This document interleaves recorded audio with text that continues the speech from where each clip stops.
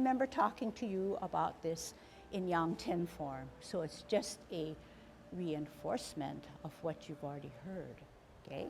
And perhaps a refinement, because now your mind is a little bit more receptive to adding on a little bit more detail. So that's great.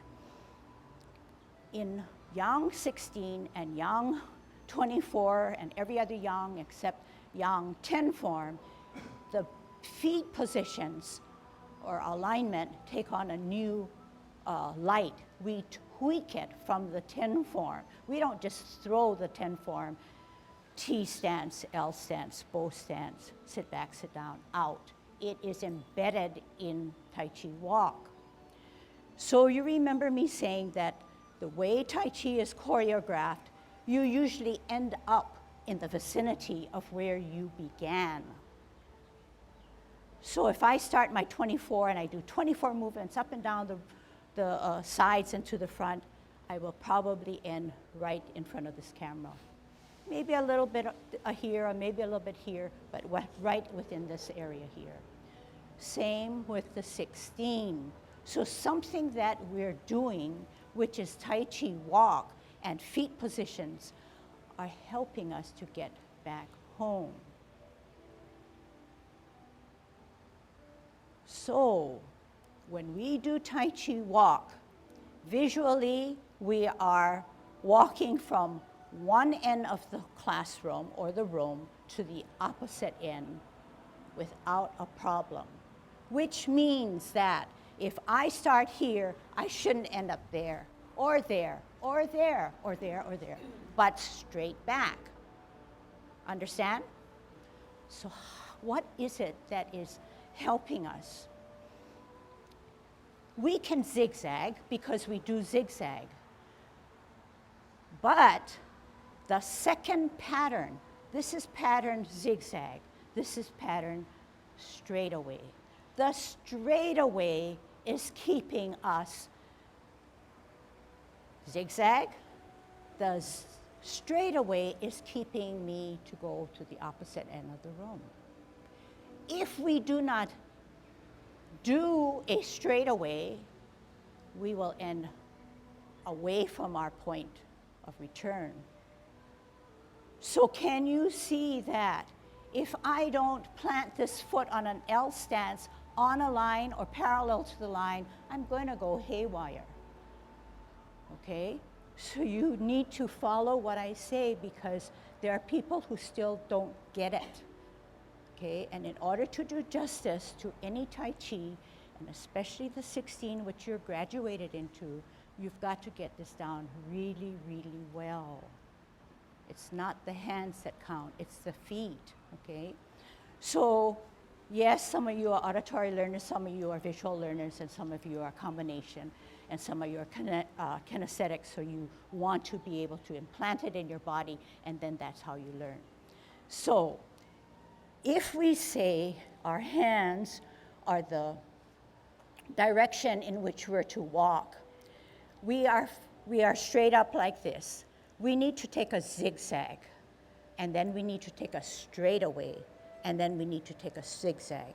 All this motion is a pattern. So yes, you zigzag. Yes, you straightaway. Yes, you zigzag.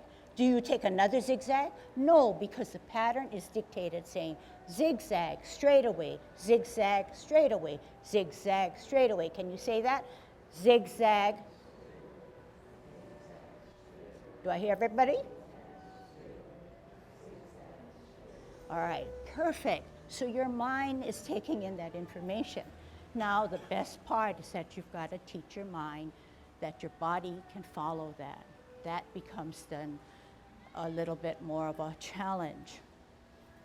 To layer that, it's not so easy because we said zigzag straight away, zigzag straight away, zigzag straight away. And I said, you're right, but we're leaving out a transition. Everything that I did was right because we learned it's always a zigzag, straight away, zigzag, straight away. But we're not doing justice to our body and to the principles because there is no sit back, and there is no insubstantial foot. What do I mean? When we sit back or sit down on an imaginary stool, we allow all our energy to be stored in our back foot, because we learn that when we have 2 feet that are weighted and don't know which one should be going or being lifted off, we fall, we stumble, we create an accident. So Tai Chi says you need to be strict with yourself. You need to only move the insubstantial foot. The insubstantial is another way of saying the weightless foot, because we are safe to move that insubstantial foot because all our energy is stored on the opposite foot or the back foot. If the energy is stored and the weight is stored on the back foot, the forward foot can now pivot. We shift our weight because we know that in Tai Chi there are patterns. After one thing happens, the other thing happens and goes back and forth in a pattern. So this is the weighted. This is the insubstantial weightless. It can then turn out to a zigzag. Once it takes the step, it becomes a substantial to allow zigzag, what? Straight away. But how do I move this into a zigzag? I have to create an insubstantial weightless foot. I can't, because this is the bow step. So I have to sit back and sit down to accumulate or store all my weight or energy, to put this guy on my heel, because that's the best way I can now, from a straightaway, go into a zigzag. And it repeats. Once I take that zigzag, I need to root down to create a substantial, to then have an insubstantial that can come forward. And the pattern then repeats. Do you follow what I'm saying? Okay, following is really good, and following then with the power of what you have absorbed and understood is to put it into play within your own body. If you get what I say really down well, there's more in your body that we can refine and help you with. So I'll say it in another way. In all of Tai Chi, even if you want to go concrete and say Yang Ten form, what you learn is a platform. But what I can teach you in years or time to come, I can make you even a better Yang Ten performer. Because you know something, but there's more to learn, and that's called refinement and better use of your body. Okay? In the 10 form, we're pretty much stationary. In 16, 24, 88, and everything else, we're moving. And when you move, you don't have those borders or perimeters in which you have to stop. You're turning, you're swirling, you're adding a finishing touch, but only because your system is dictating, not because you want to do that, because that looks nicer, because it's only now wrist and hand and finger positioning, okay? So that will all come, okay? That will all come, but we cannot layer it too much and say, do this, do that, use your hip, blah, blah, blah, because right now you're trying to get the basics in, okay? And slowly, when you get it really firm, we can then start to show you how you can get it a little bit better. Sometimes we don't have to show individuals. Sometimes it just grows on you like, wow, I can do it better because now I've got the basics and now I can refine what I'm doing, okay? So we're gonna put into play what we just learned, which is a lot. I'm gonna try to help you, but then you try to help yourself. We're going to do Tai Chi walk coming forward, okay? What's our pattern? First we, then we, and then we. What do we do for the transition? We what? Sit back, sit down, and then advance. What's our goal? Our goal is to get to the same line in which you are now standing, but move in that line, in that direction. All right? So we know the answer to that is to always follow the pattern. Make sure that after your zigzag, you do a straightaway. The easiest way that I can explain that is the straightaway has to be on that line that gets you to the opposite room or parallel to the line. If it's not parallel, you're going to go haywire, okay? So don't be afraid. If you go haywire, that's room for me to teach more and room for you to learn more, okay? But be strict with yourself, and I'm sure that you'll be in the vicinity of that line. So no one asked me this, but Ken says maybe they don't know that you don't have to go 180 degrees.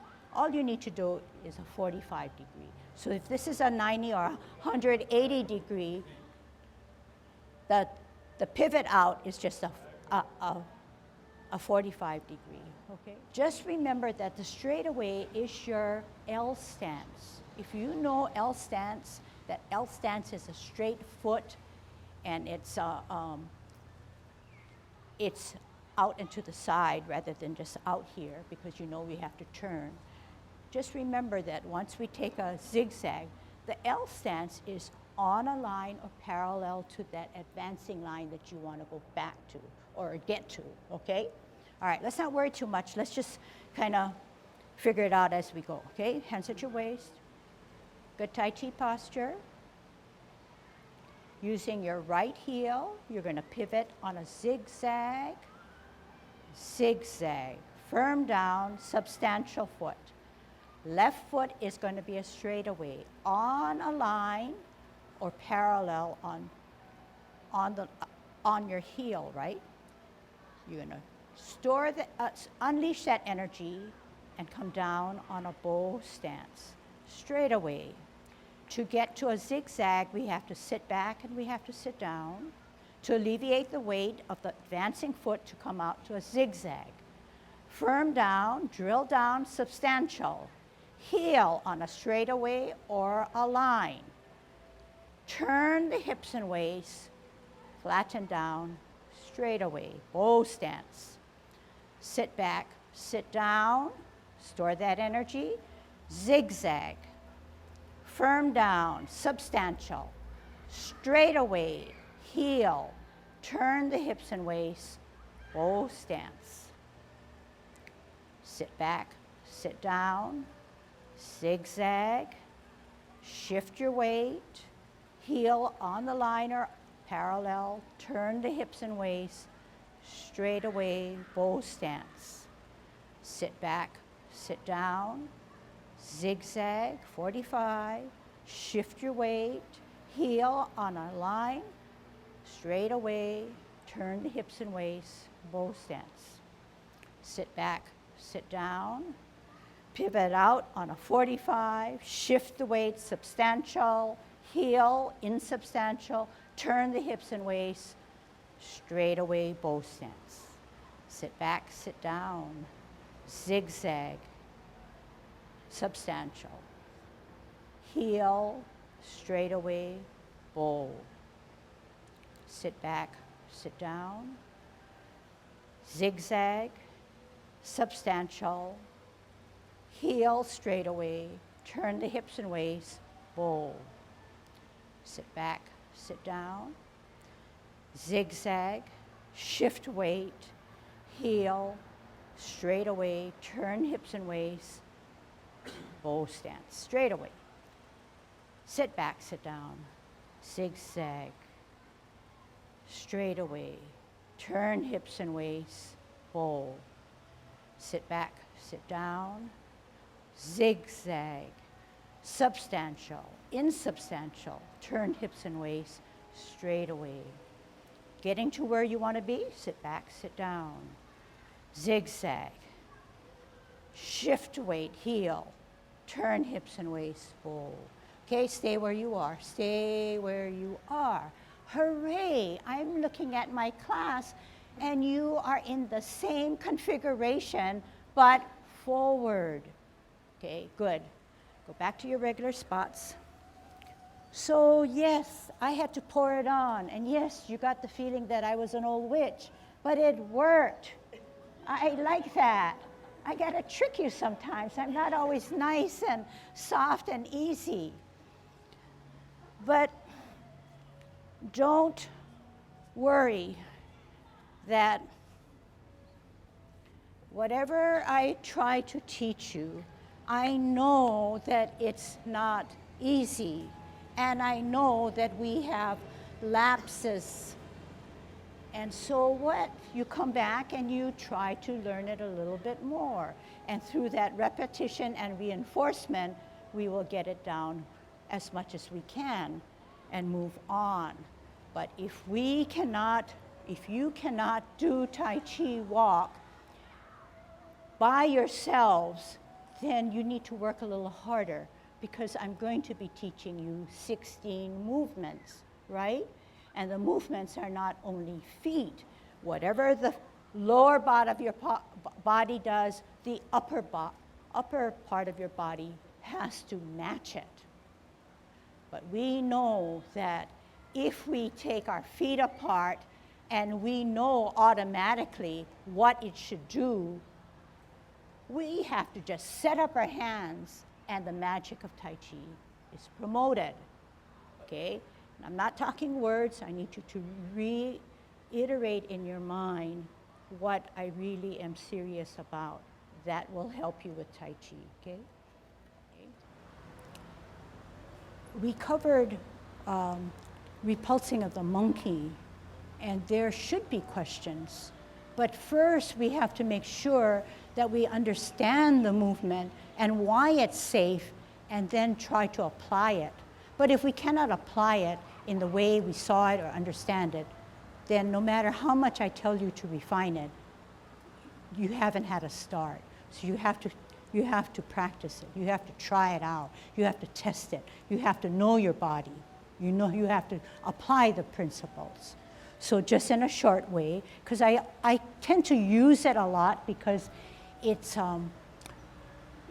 intimidating, because you are walking backwards. It's a Tai Chi walk, but done in a backwards motion. So if you can extrapolate, it can be very safe, but you can't do it without knowing the elements that make you safe. So when we're playing our lute, we're setting it up correctly. Weight is on the back because we know that we have to advance or lift the insubstantial foot. We cannot have two weighted feet because we're going to have to do some fast movements to keep our balance. So we set it up correctly. The right hand is dipped towards your elbow. It's not parallel like this. Neither is it stiff. Neither is it this way, because you want 99% of your weight on the back, okay? So usually if people are telling me this is my best playing the lute, you know right away there's about 50%, 40% of weight in the front, but you want to totally be on the back. The first one, you keep your heel that way and you open up like this. You don't open up like this, and neither do you open up like this, but you open up slightly at eye level, because you want to be able to glance at it without too much movement. I usually say, play your lute, make sure it's on the back, your weight is on the back foot, center the front hand, which is already centered, and back hand higher, open to the ceiling. So this is all I mean. Open to the ceiling, catch that ball here. But it's helping us with centering, whereas this one is now coming this way and slightly open, catching another ball coming from an angle, okay? So this is setting it up. We want to walk backwards, but we are using our limbs, our upper body, to help us with centering and being balanced. we are also using our cable to swivel on, okay? Watch how it's done. Glancing at the backhand, we're going to do several things. Hand to the ear as I go back and I pivot on the front and I come forward. This is like if you look at my feet, it is the Tai Chi walk where one is at zigzag and one is in the forward, where no two feet can be in the same line or in the same direction. The second repulsing as a monkey, you lead with your toe. Remember I set you up with a lute and the weight was on the back, so we were on our heel. This time it's on your toe. We do repulsing as a monkey 4 times. This is now my center hand. This is the hand that's higher. I'm glancing there. I don't want to watch there because I need the coordination of my body and my hands to then lift off. But I can't just lift off. I need to consolidate my energy. I'm stable on my toe. I'm in an awkward position. I come down with my heel. At the same time, I advance that top hand and I straighten up. Repulse or pushing the monkey away. But if we are aware and particular, swiveling on my axle, meeting in the center, drawing back, weight on the back to set it up correctly again. So if we are aware of the elements that go into any movement, more than likely you are safer and you will do what is natural. But to say to you, follow me and do it, you may not get the full understanding of why we're doing it, okay? So yes, it looks like it's intriguing, but it can be risky. But knowing that these guys out here are helping you to stay stable, and you're always centering, and you're always making very clear that the advancing foot has to have no weight. If this has no weight, the opposite occurs. The other foot has to be able to ground you down to make this. And what? My axle needs to spin.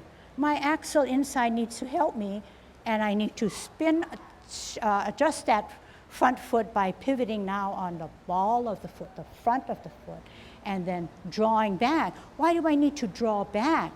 Because the next one requires weight on the back. You set yourself up correctly, you glance, you multitask, but you need to understand that this guy is helping you to stay stable.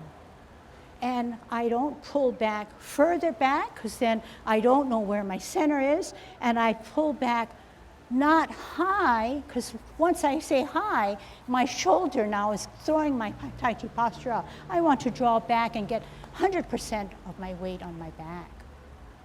Okay, let's try that. So you don't have to bring that foot up so high that you lose your balance and lose the reasoning that I'm telling you, okay? Right now we're using the elements to keep you safe. You don't have to show me the extreme of it. We are learning more about our bodies and what the mind says is good for us, but trying to teach our body to move. I just want to explain it in a slightly different way, more occidental way. We have, for function in controlling balance, 3 functions. Eyes, vision, inner ear, vestibular system, and the musculoskeletal body, which uses a thing called proprioception. Proprioception is our awareness of where the different parts of our bodies are, just from the feelings that we get from our bones, joints, muscles, ligaments, skin. And when we're first born, it's on an automatic level. But as we get better, maybe we start to get aware that, hey, we can walk and we can do whatever we need to do as an adult. But still, in our youth, a lot of this stuff is automatic. But as we get older, for various reasons, sometimes disuse, you sit at a desk too long, you're inactive. Your body sort of forgets that. What we're trying to do in Tai Chi, in some way, is to improve vision, inner ear, and proprioception. But the main benefit comes in proprioception. So if Lucille says, okay, if you do and follow me and just go through the motions, you don't know what the reason why we're doing it, but it's just because she's doing it, we're going to do it. You will help your proprioceptive system, because on an automatic level, your body gets to semi-remember or remember how it used to do automatically. But Tai Chi uses the conscious mind. We harness the use of a martial art, and the martial art develops different strategies to move around in balance, safety, with maximum energy.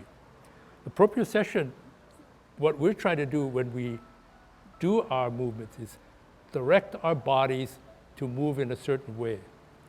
And what you're doing also is you get this thing called, this concept of postural awareness. If you're just walking around and moving your arms, you become aware that one part of your body is moving, and you don't quite get the information that maybe if I put my arm this way, it's making me go this way, or maybe it's going that way. But you know that something with your body movement makes the orientation of your body slightly different. Besides postural awareness, there's this other thing called kinesthetic awareness.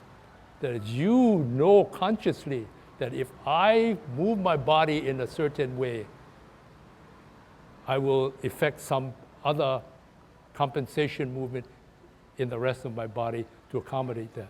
And that's what Tai Chi does. It makes you move your hands. The hand says, if the hands and the body says we go this way, what happens? Everybody goes this way, okay? And that's part of the movement. Brush knee, turn the waist. And you're steady, comes down, you're stable, turn this way. You see, and that's teaching the conscious use of your proprioceptive system. So you're working on both ends, okay? So if you do nothing else but follow her, you will help your proprioception, and maybe some of the conscious changes will click on you. Oh yeah, I can do that now when I couldn't do that before. And then you harness that further. You heard what Mel said. He said he's asking about whether this elbow that pushes away the monkey, whether this is pretty much locked, okay? And the word lock is usually a negative in Tai Chi. You never want to lock any of your joints, any of your meridians or points where energy can flow.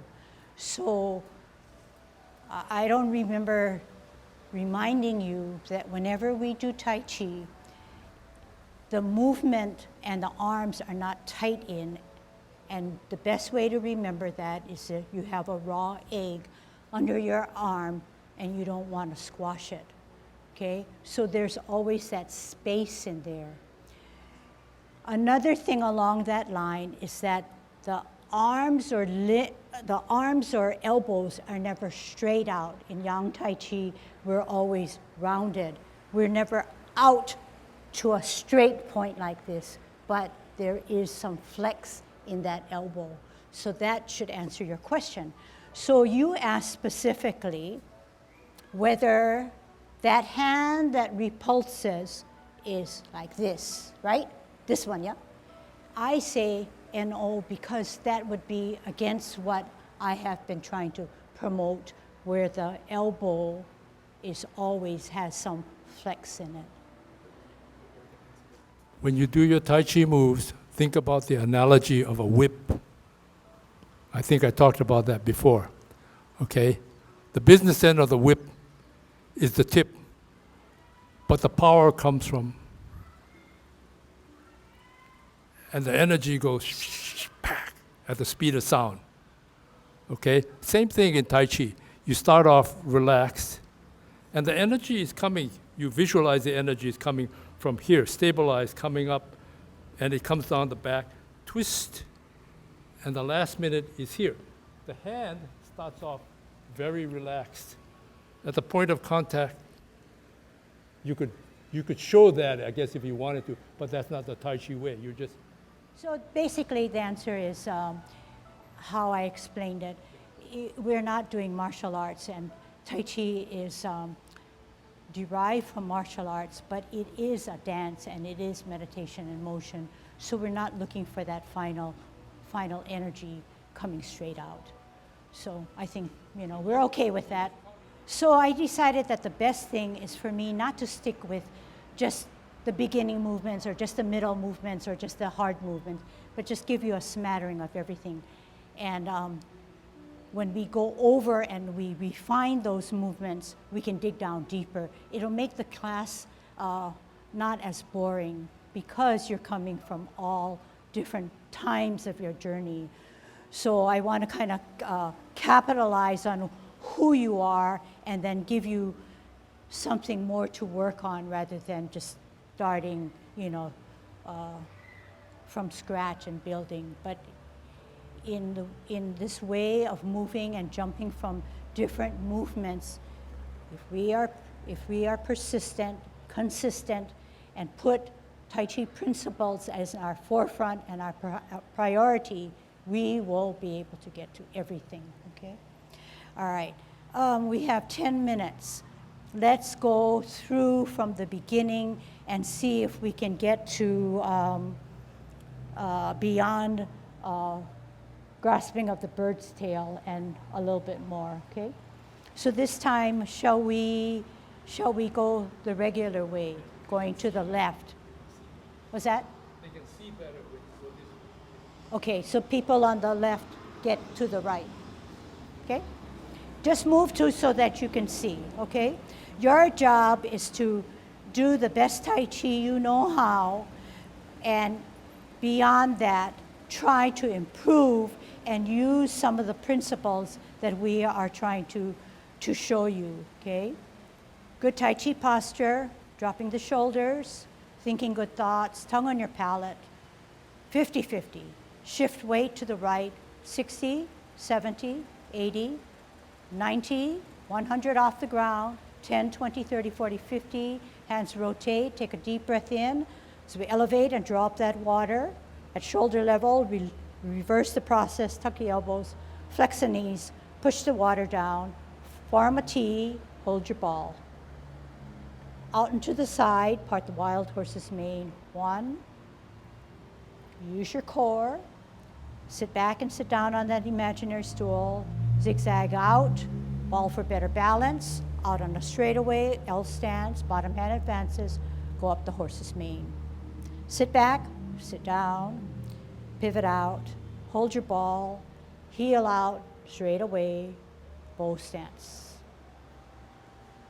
Half step, hold your ball, rotate your ball to the right as you shift your weight to the back, onto the toe of the front, watch the advancing hand, put your toe out, sink down, white crane spreads its wings, checking to see whether your hand that's above baby finger slices through the left shoulder blade.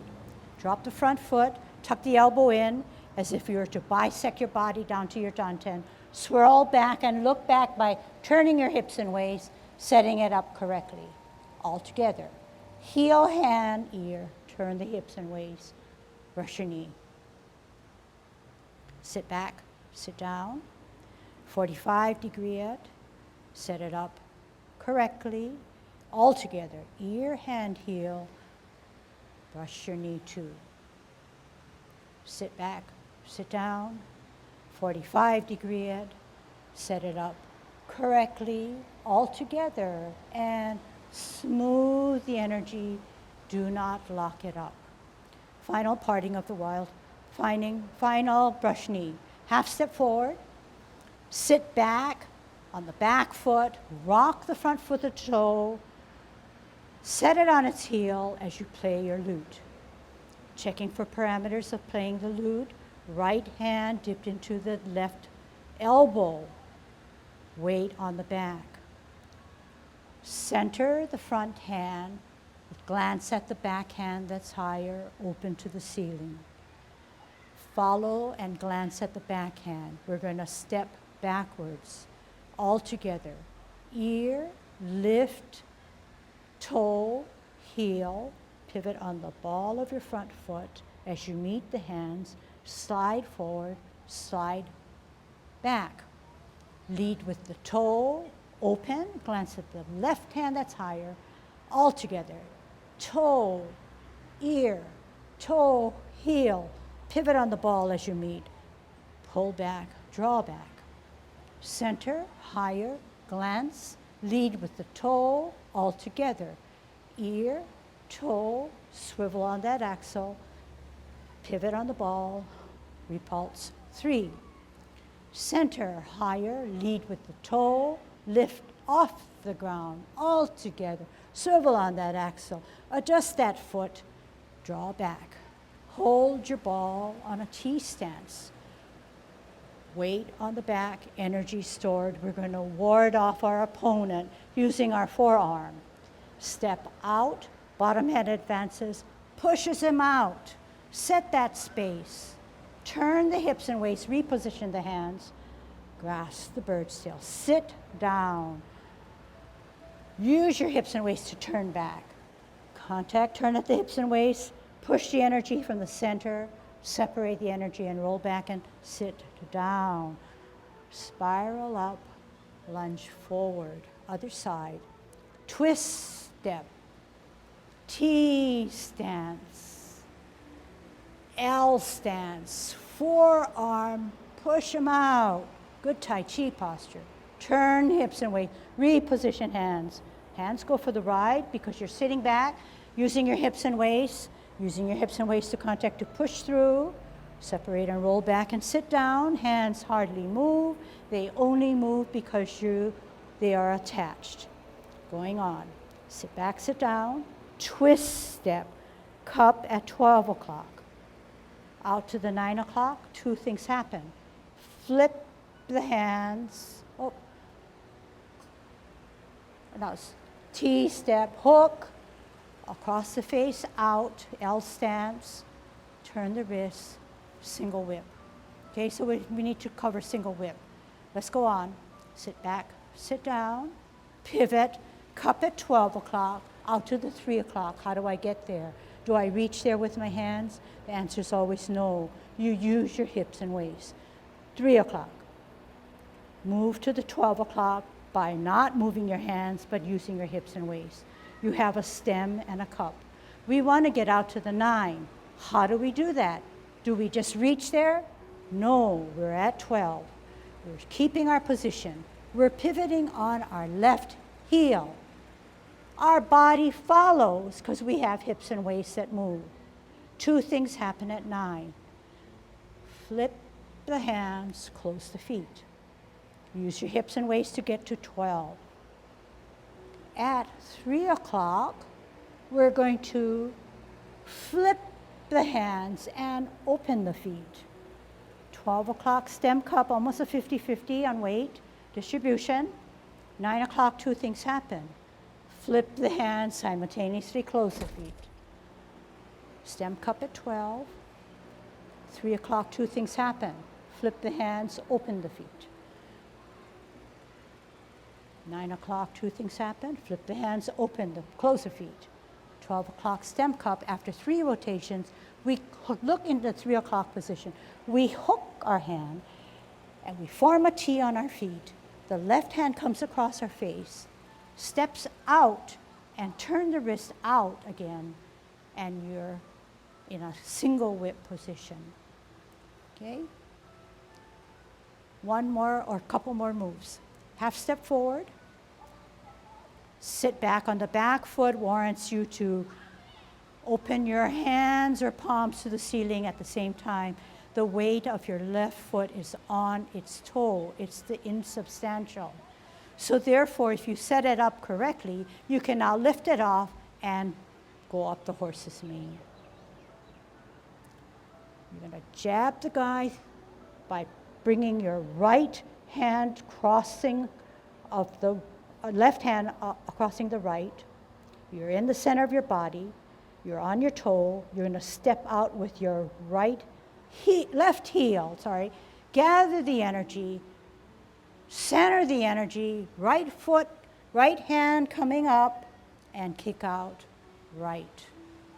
In, drop gently on your right heel on a L stance, and double punch him in the ear. So you ask yourself, if the opponent that you're fighting or working with, where is his ears? Okay, and that's the size of the punch or the distance of the punch that you have. Then you should kind of curl it in. Sit back, sit down, pivot all the way around, gather the energy, semicircle it, left hand on the outside, left foot coming up, kick out, left, and then hook the right hand and split to your toe of your left. And we're now at serpent.